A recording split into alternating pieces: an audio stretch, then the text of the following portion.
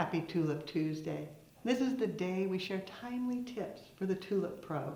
Today, talking anchor pins. It's a great alternative to waterproof tape when you're dealing with a smaller vessel. Easy to do, old school. Go back to your floral cling or clay. Pull off a bit, then roll it. Think back to being a kid with Play-Doh.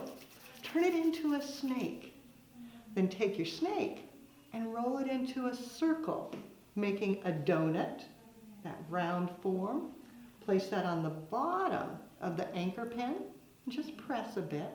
Then when you place it into the vessel, press down, give it a little bit of a twist, and that creates a suction that securely locks it in place. Now you know how the pros do it.